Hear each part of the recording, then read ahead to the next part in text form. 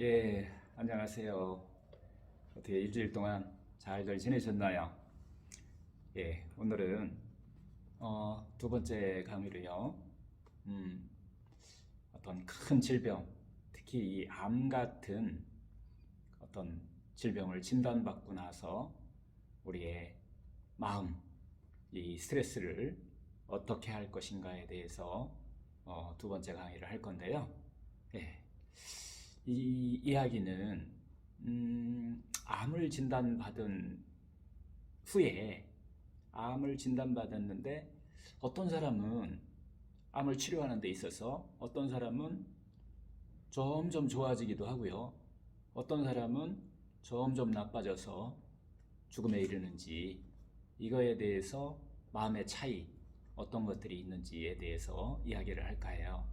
이 프로그램은 사이먼튼이 이제 그 한 50년 동안 이 마음 이야기라고 하는 암 환자들한테 프로그램을 하면서 거기서 나온 어떤 결과라고 그럴까요? 결론이라고 그럴까요? 이런 걸 가지고서 오늘은 이야기를 할 건데요.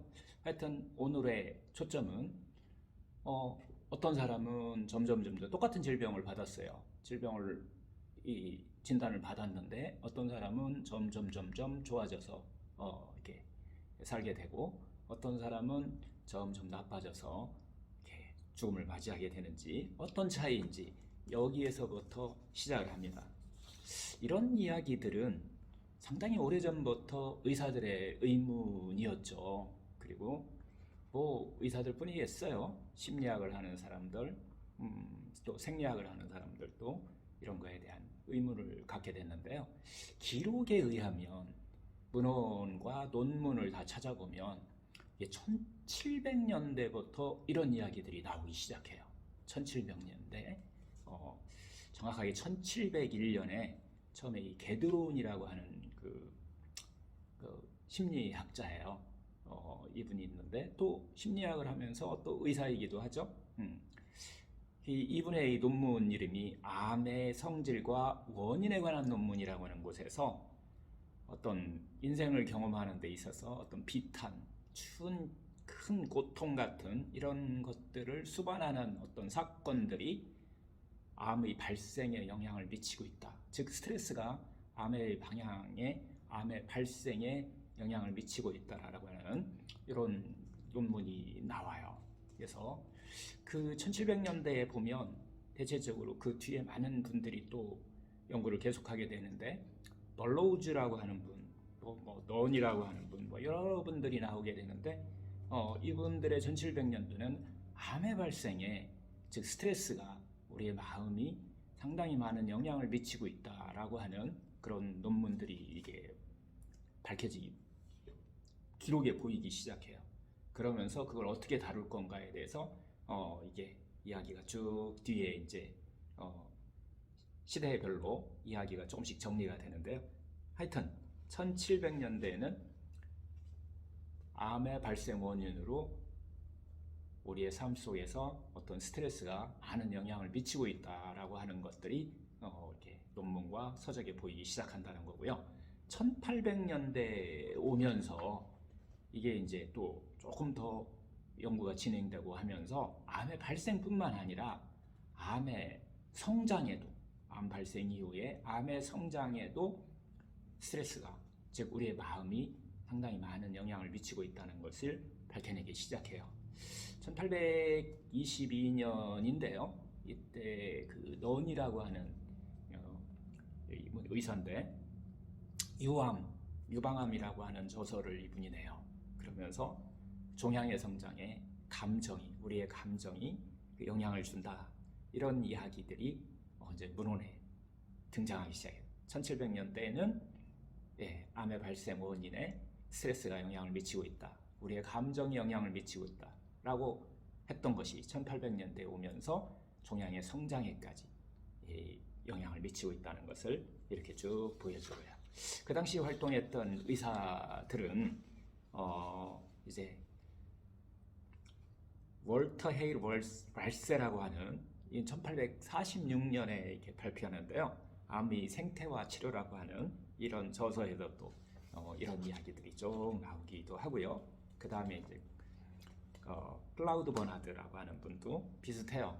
이런 분들이 또 제임스 바젯이라든가 이분은 이제 외과 병리학을 하시던 또 분인데 이분도 마찬가지로 우리의 감정, 억울함이 배신의 감정, 억울함, 불안, 분노 이런 감정들이 암의 성장을 급속도로 이렇게 성장시키더라. 뭐 이런 내용들을 연구 결과로 내놓기 시작해요. 우리의 그 억울함, 배신감 이런 거죠. 그 다음에 이제 뭐 또 그 뒤로 계속해서 많은 의사들이 참여를 하게 되는데요. 스노우라고 1893년도 분이에요. 이때에 암과 그 경과라고 하는 그런 논문에서요. 예, 그 유방암 환자, 자궁암 환자, 특히 여성암 환자들한테 그 과거에 있었던 여러 가지 스트레스가 암의 성장에 상당히 많은 영향을 미치고 있다라고 하는 논문을 발표하게 되겠죠. 그렇게 하면서 이제 1900년으로 넘어오기 시작해요. 즉 암과 우리의 마음, 감정, 스트레스와의 관계에 대해서 그것이 어떻게 영향을 미치고 있는지에 대해서 쭉 의사들이 관심을 갖고 연구하게 된 그리고 그걸 바꿈으로써 치료를 하는 과정들을 이제 연구가 시작돼요. 그래서 이제 1900년대에 넘어오면서 아주 많은 분들이 이제 참여하게 돼요. 게네스 플래티어라고 하는 분도 있고요. 그 다음에 엘리더 에반스라고 하는 요 분도 이제 암의 어떤 심리학적 연구 뭐 이런 것들에서 그때부터는 이제 집중적으로 논문이 나오기 시작해요. 임상 논문이 나오기 시작하는 거죠. 그래서 암 발생에 어떤 영향을 미치고 있는 것뿐만 아니라 암의 성장에, 종양의 성장에 미치고 있는 감정들이 어떤 것이 있는지 우리가 부정적 감정이라고 하는 이런 여러 가지 우리를 스트레스를 주는 그런 감정들이 많은 영향을 미치고 있다는 것이 밝혀지기 시작하는 거예요. 쭉 한번 제가 기억하는 의사들을 한번 쭉 나열해 볼게요. 슈멜이라고 하는 분도 있고요. 20세기 전반, 그러니까 1900년대 전반 분들이에요. 아이커, 뭐 그린, 뭐 이런 분들이 전체적으로 여기 이제 공통점이 있어요. 그리고 또 킨셋이라는 분도 있었네요. 상당히 유명하신 분이었는데 암 환자가 공통적으로 갖고 있는 감정이 무엇인지를 이제 연구 결과를 내놔요. 네 가지의 어떤 이 성격의 특징이 있는데, 그리고 물론 이제 종양의 성장에도 영향을 미치는 거겠죠. 첫 번째가 상당히 중요해요. 여러분들 중에서 특히 암 환자라든가 어떤 심한 스트레스로 아니면 일상생활에서 이런 감정에 자주 빠지는 사람은 조금 미리미리 좀 조심을 해야 돼요. 마음 공부를 좀 하셔야 된다는 거죠. 타인에게 자기를 좋게 보이는 경향을 갖고 있었다는 거예요. 공통적이에요. 첫 번째가 타인에게 자기 자신을 좋게 보이려고 하는 경향. 두 번째가 자기 자신을 변호하려는 경향이 강한 사람들. 세 번째가 선인인 척하는 사람. 선인인 척하는 사람. 그 다음에 이제 세 번째가 불안한 감정에 쉽게 빠지는데 네 번째죠. 불안한 감정에 쉽게 빠지는데 감정의 표출구가 없는 그런 사람들이 암에 걸리면 상당히 급속한 종양의 성장을 이루게 된다는 거예요. 그리고 종양의 성장이 더딘 사람, 암에 잘 안 걸리는 사람이기도 하겠죠. 스트레스를 받아넘기는 능력이 아주 뛰어난 사람들. 그리고 평상시 삶 속에서 릴렉스를 잘 하는 사람들. 이런 사람들한테 이제 결론이 서서히 나오죠. 어떤 사람은 살고 어떤 사람은 점점 나빠져도 죽는지 똑같은 암을 진단받았어도 그래서 이제 두 가지의 큰 어떤 성격적인 차이를 보이게 되는데요. 그 뒤로도 뭐 이런 비슷한 연구들이 계속 이루어지고 있는데 블루노 클로퍼라든가 어떤 크리스티나 블로데 같은 그래서 이제 이런 분들은 그럼 무엇을 해야 되는지에 대해서 집중적으로 연구를 하게 돼요. 그리고 또 이게 이제 어떤 단체 같은 곳에서 학술 단체 같은 데서도 연구를 하게 되는데요. 뉴욕공화관 같은 데서도 1960년대 이제 1900년대 이제 중반으로 넘어오면서 뉴욕공화관 같은 경우는 이런 이 논문들이 나와요. 암의 어떤 정신생리학적인 요소들이 무언지에 대한 고찰이라고 하는 이런 것들을 논문으로 좀 또 연구가 되기도 하고요. 마음과 어떤 정서, 우리의 감정, 이 암과의 연관성에 대해서 집중적으로 이제 더 철저하게 연구가 시작되죠. 그리고 이 토마스라고 하는 분이 있는데 이건 1973년에 이제 얼마 되지 않아요. 73년에 존스 홉킨스 의학 학술지에다가 또 이게 발표하게 되는데 내용은 뭐 비슷해요. 무력감을 가지고 어떤 스트레스에서 반응하는 사람들한테 암의 치료가 잘 안 되고 종양 성장은 좀 빠르더라. 그리고 또 감정을 억누르거나 정서적 배출구가 손상되어 있는 사람들. 재밌는 내용이 또 하나 있는데요. 어렸을 때 한쪽이나 양쪽 부모님과 친밀한 관계를 갖다가 가지지 못한 사람들한테 또 비슷한 성향을 보여요. 하여튼 이런 것들이 이제 상당히 이제 보편화돼서 연구를 해요. 그래서 어떤 사람이 살고 어떤 사람이 죽는지 이거에 대해서 이제 구체적인 연구와 좀 보편적인 연구들이 이루어지면서 이제 마음의학적인 치료법들이 나오기 시작합니다. 그리고 특히 이제 존스 홉킨스 병원하고 런던에 있는 그 킹스 칼리지 병원, 요 병원에서 이제 집중적으로 또 대학병원에서 이제 연구를 하기 시작하는 거예요. 내용은 이제 비슷비슷해요. 좀 전에 얘기했듯이 4가지 성향을 갖고 있는 사람한테 암의 종양이 그래서 점점 나빠지는 성향을 갖고 있고 종양 속도가 좀 빠르고 종양의 성장 속도가 좀 빠르고 첫 번째 뭐라고 그랬죠? 첫 번째가 거칠애를 하는 사람들, 그리고 자기 자신을 변호하려는 성향이 강한 사람들, 뭐 이런 사람들이 이제 암의 성장이 상당히 좀 빠르다, 뭐 이런 것들을, 그 다음에 선인인 척하는 사람들, 그 다음에 감정의 표출구가 없는 사람들, 쉽게 불안해하고 쉽게 절망하고 쉽게 분노하면서 감정의 표출구는 즉 참는 사람들이죠. 이런 4가지의 어떤 특징이 있다라고 하는 것이 이제 밝혀지는 거예요. 그 뒤로는 이제 치유 쪽으로 이제 또 제가 좀 한번 전체적으로 좀 모아 보면 이 마티스크라고 하는 분인데 이 1960년대에 이게 현대의학적인 치료와 어떤 이런 마음의학적인 스트레스를 해소하는 어떤 심리적인 치료를 같이 병행한 경우와 그냥 현대의학적인 치료, 현대의학적인 어떤 표준 치료라고 하죠. 항암, 방사선, 수술이라고 하는 표준 치료를 한 사람들과의 어떤 비교를 하게 되는데요. 그 유방암 환자들을 모아서 이제 이런 연구를 하게 됐는데, 아무것도 치료하지 않은 사람들, 전혀 그냥 나 병에 걸리고 진단을 받았어요.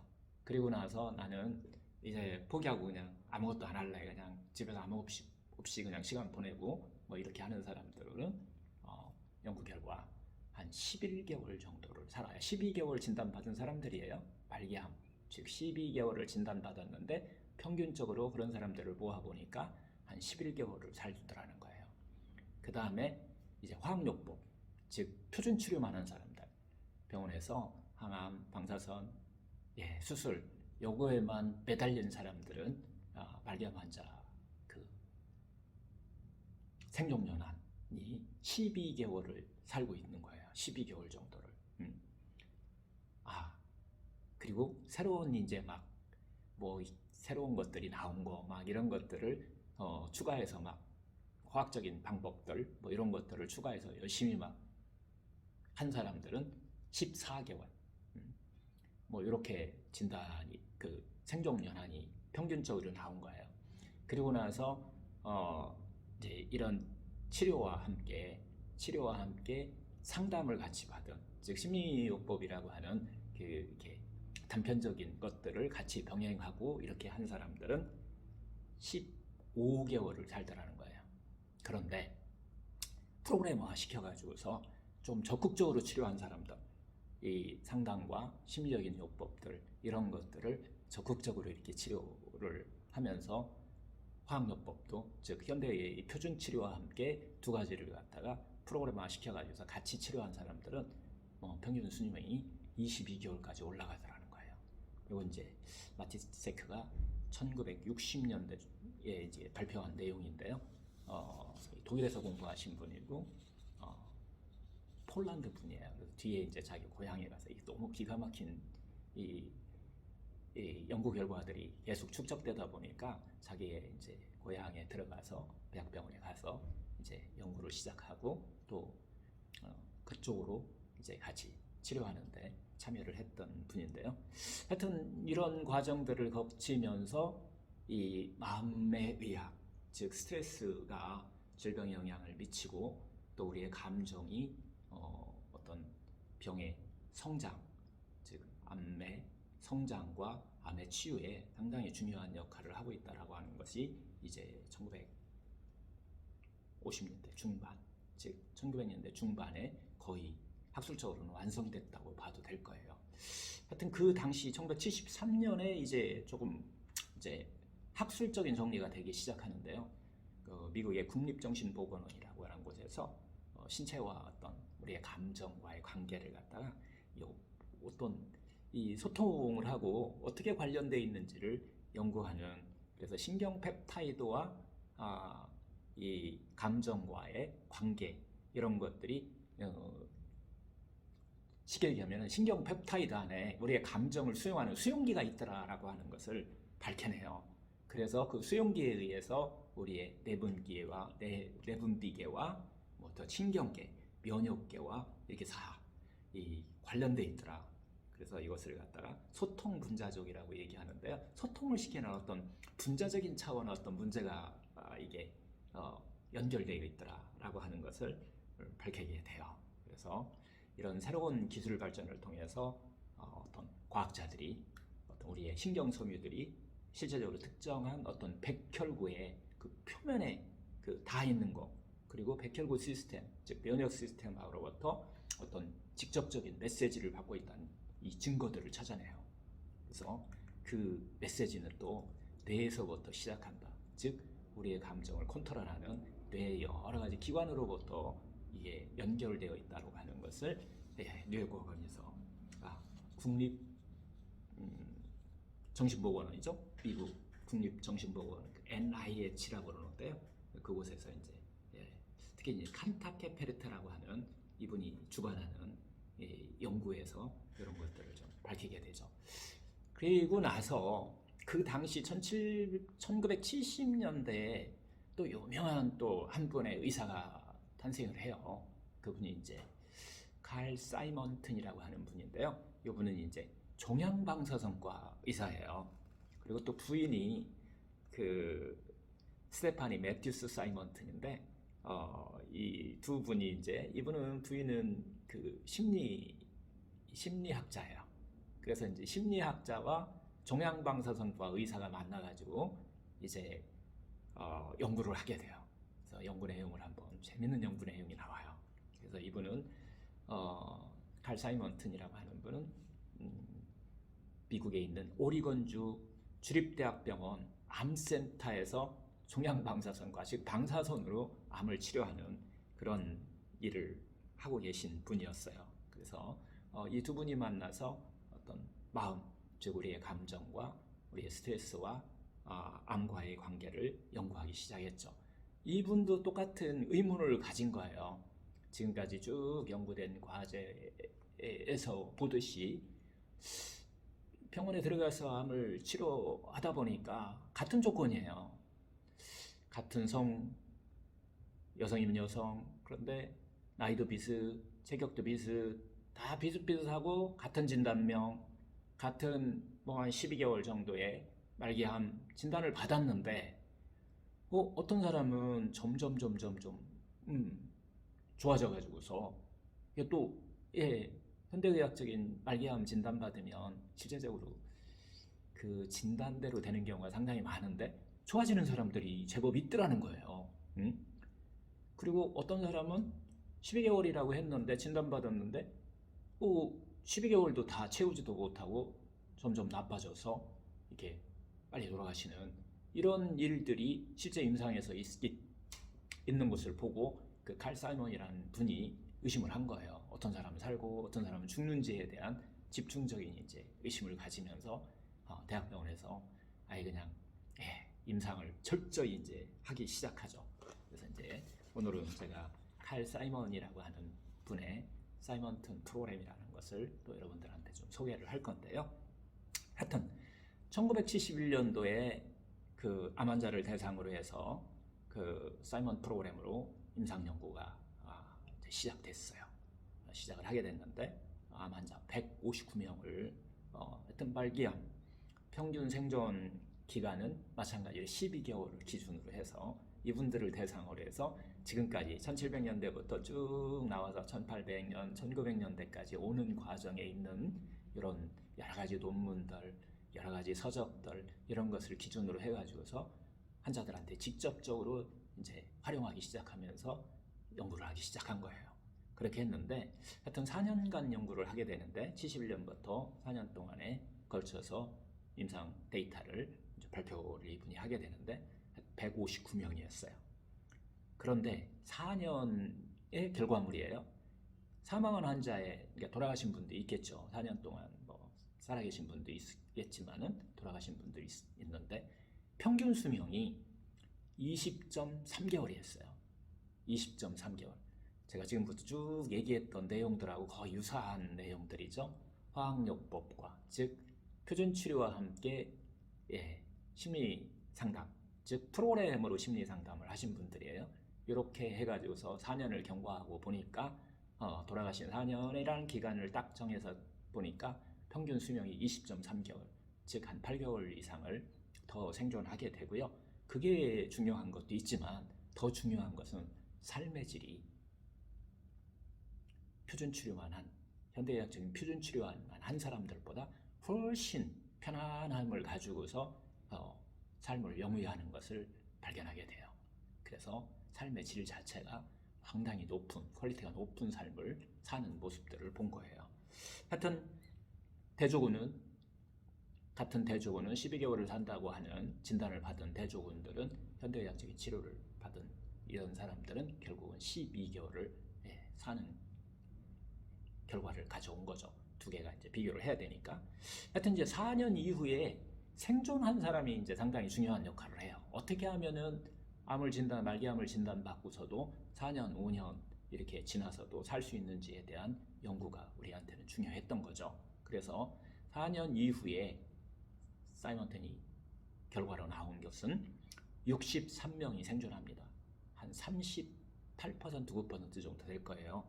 이 정도가 이제 생존을 하게 되는데 그 과정에서 더 흥미로웠던 것은 이 암세포와의 관계예요. 그 암세포가 이 현대의학적인 치료와 어떤 마음의 스트레스를 해결하는 그 심리적인 어떤 프로그램을 통해서 삶의 질을 높게 만드는 이 치료 이렇게 두 가지가 겹쳤는데 암세포가 완전히 소멸된 사람이 그 63명 중에서 14명이었어요. 14명.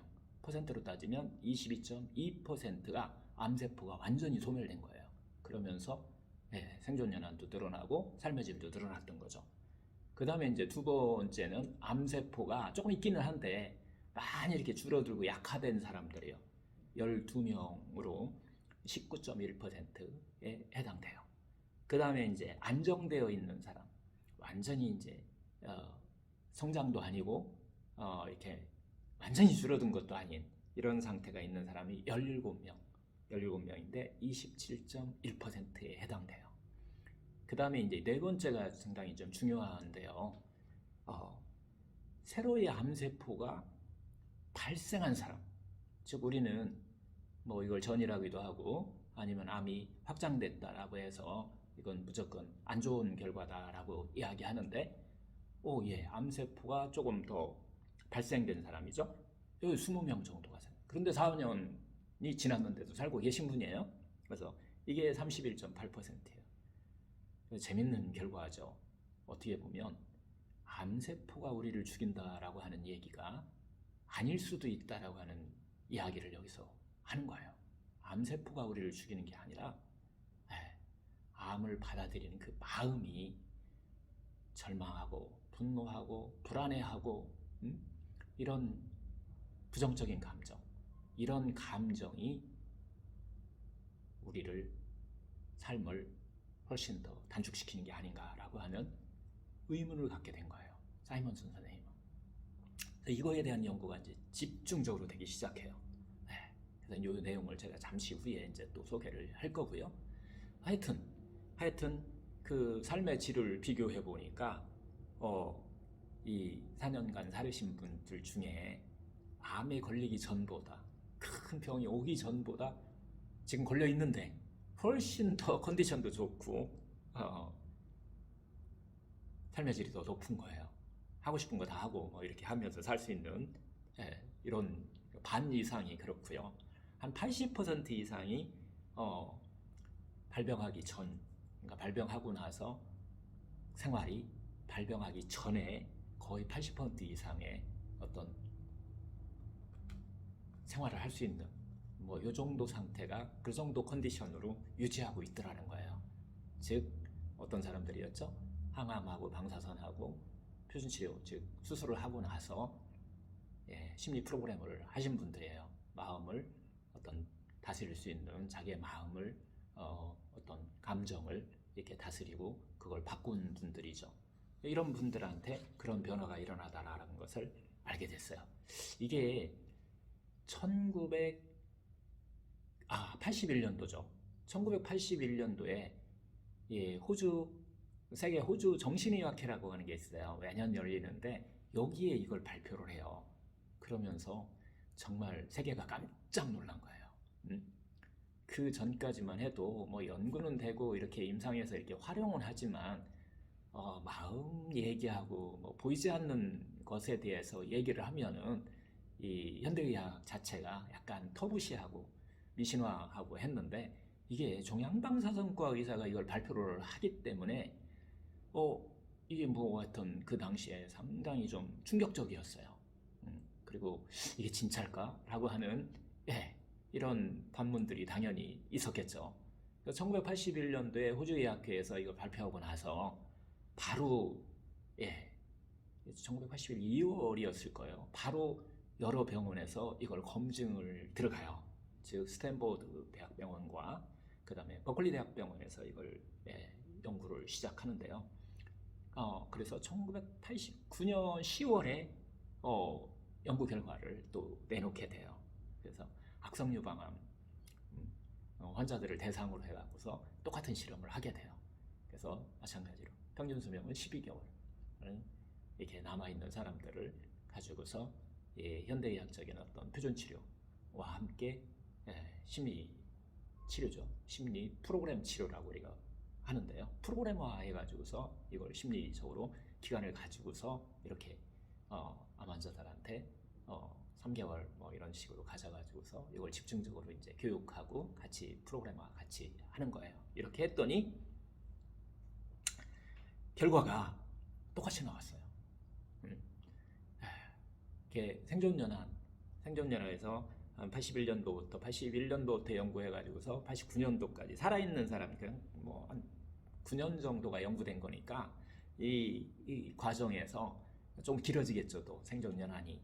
그래서 프로그램을 같이 한 이런 그룹들은 36.6개월이라고 하는 결론이 나와요.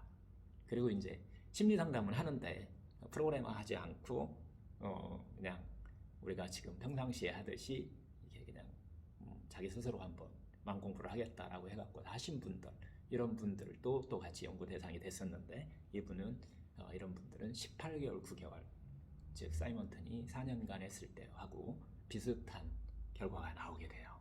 그래서 이제 저희들이 이제 프로그램화한 것들을 임상에서 이제 소개를 할 건데요. 하여튼 사이먼 선생님은 뭘 가지고서 연구를 했느냐, 그리고 뒤에 이제 스탠포드나 버클리 대학병원은 어떤 프로그램을 가지고서 이 연구를 했느냐 하면은 건강계획 세우기라고 하는 그런 프로그램이에요.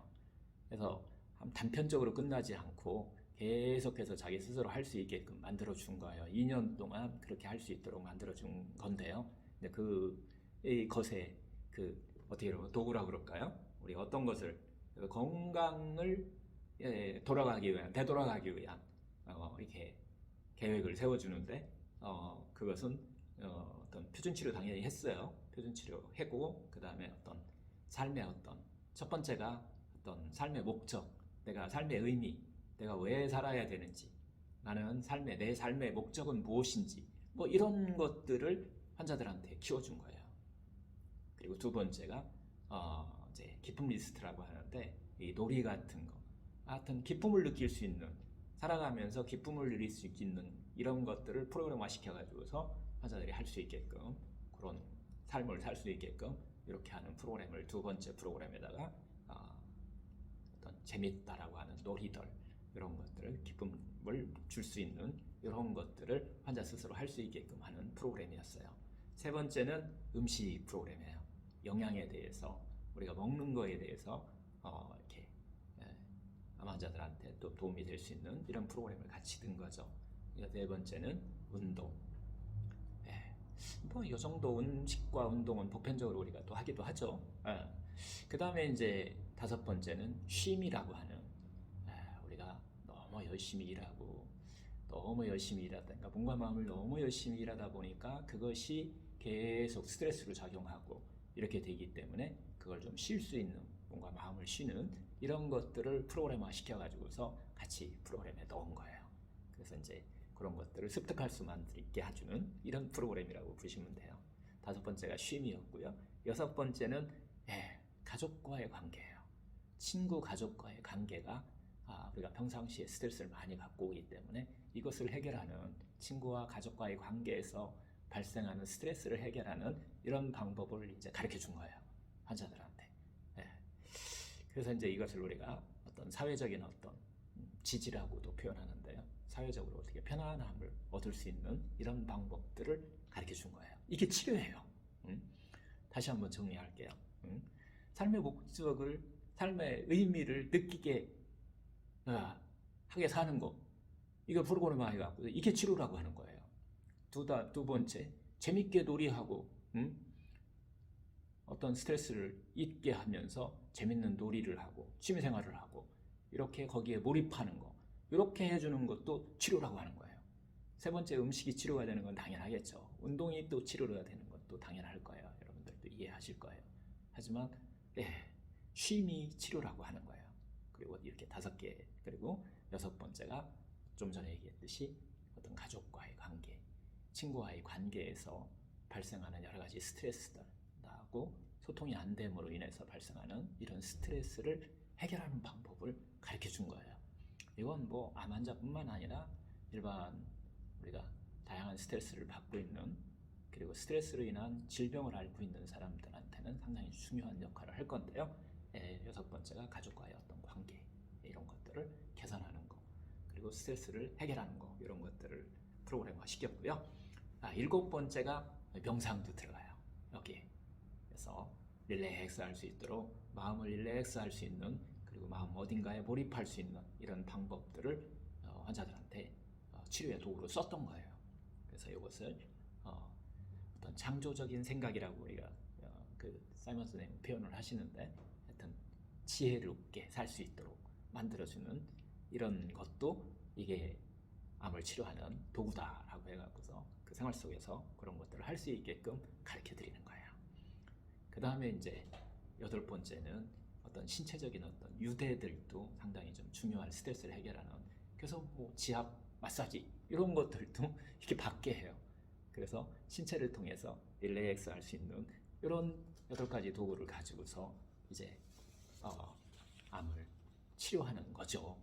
현대의학적인, 지금까지는 현대의학적인 어떤 피종 치료만이 암을 치료하는 거다라고 하지만 이제 좀 전에 얘기했던 8가지를 거기다 추가한 거예요.